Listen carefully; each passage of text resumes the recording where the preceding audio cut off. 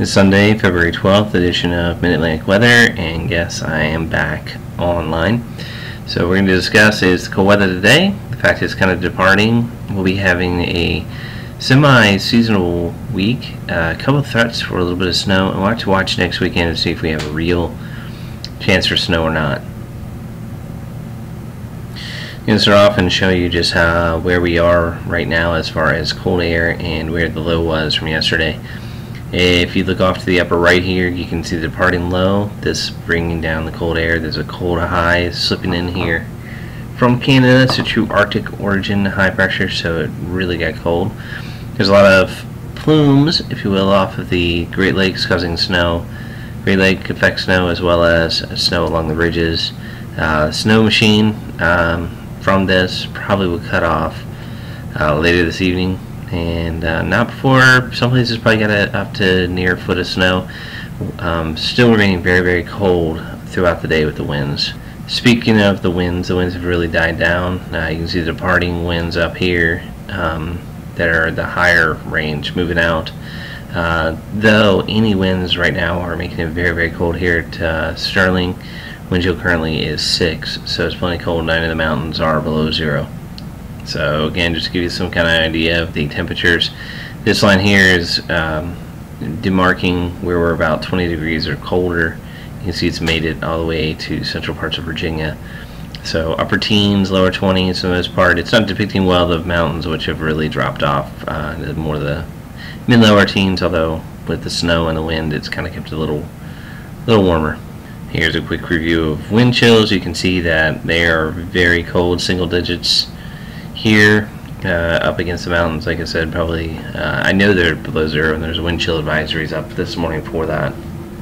So to give you, again, just kind of a quick look at what happened here, we've got a cold high pressure system that's come down in the middle part of the country. This departing system here in the northeast is what the storm was a couple days ago that caused a little bit of a mix. And then yesterday, we had a disturbance kind of come through. Nothing really developed close enough to bring as much snow even to the northeast that people thought, but I was a little surprised how much snow came last night.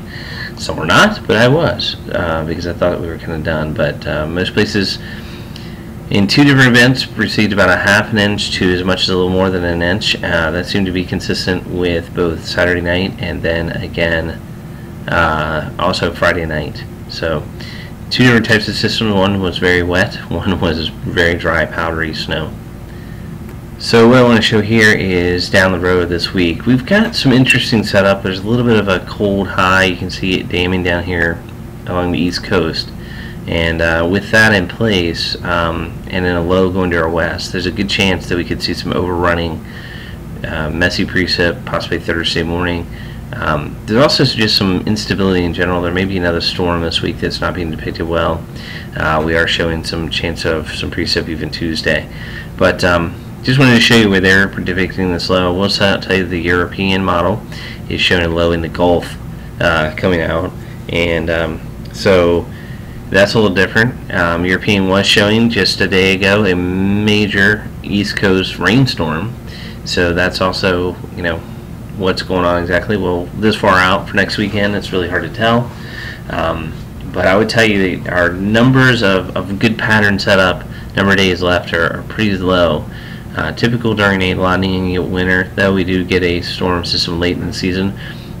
Ironically, systems that come in early and drop snow, like we did in October, tend to also give an indication that 1, the winter won't be out like great, and 2, that we'll have a late season storm. So 2 things to look forward to, maybe if you're a snow lover, is that 1, there could be something going on this week. This is probably ideal, not the best ideal, but some setup for snow, or possibly a later storm system, but it will probably be very brief-lived cold air and the snow for like a day or something like that later in the season. So just based on computer models, a 6 to 10 day period, like I said, going into next weekend, you see precip pretty much nationwide is a little bit below normal. In our area, it's showing normal. Actually, it's temperatures. I'm so sorry about that. Below normal. In our area, it's showing normal, and then we have actually above normal precip in the east for the 6 to 10 day period. But I wanted to also show you that in the 8 to 14 day, at least from models right now, as remember during the weekend, the HPC does not issue things other than model forecast. You can see that we're getting warmer again in the east, which is, very much looks that way. Temperatures are going back towards the 60-degree mark, to much above normal. Temperatures in the west go below normal. Also Alaska, this has been the big telltale here for us, is that when Alaska's gotten cold, we've been pretty warm. So this looks like a negative EPO, or East Pacific Oscillation pattern. So trough in the west, ridge in the east. Precip still looks pretty robust here in the east. One thing we haven't had too much trouble with is squeezing out some precipitation every 7 days. So not a dry pattern by any means, but I think it's true. Yeah, we have about a week to possibly get some kind of a system in here, and otherwise we warm back up. So we'll see. So some quick rundowns as to where you can find me now. I should be relaunching. We'll see how things go. Basically, you can find me on Facebook at facebook.com/MidAtlanticWeather. You can find the Twitter feed at MidAtlanticWX for Mid-Atlantic Weather. This is probably one of the more common places I update. You can also find me on YouTube. This is where I'll be posting videos. I need to update it, obviously, big time. But that, I was highlighting last week just the storm that we had 2 years ago around this time. So that's important to note. And then, of course, you have the true MidAtlanticWeather.com, and that's important as well. I'll be updating the site over time. The most important thing for me is to just make sure that we're keeping the daily conversation up to date, and/or including the post of a video chat, video podcast or something of that nature. Anyway, that's it for now for Mid-Atlantic Weather.